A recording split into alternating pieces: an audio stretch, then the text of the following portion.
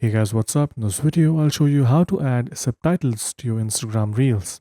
It's quite easy to do. Just follow me till the end and you'll be on your way to adding subtitles to any reel that you want. So I'll quickly record myself talking something. Hey guys, this is a tutorial in which I show you how to add subtitles in Instagram Reels. So now that I've recorded this, I'll go ahead and click on next. After this, click on the stickers button. Then you will see there is this option called Captions.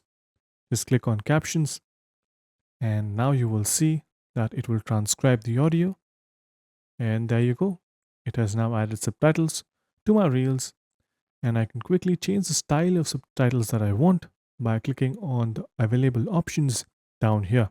Once you're happy with everything, just click on Next, click on Share, and that is it. You have now successfully added subtitles to your Instagram Reels. So as you can see, this is the result. Yeah, hope you guys found this video helpful. If you did, make sure you subscribe to the channel, like the video, and also comment down below on what next videos we should make. So yeah, that's pretty much it for this one. Thank you for watching. Bye bye.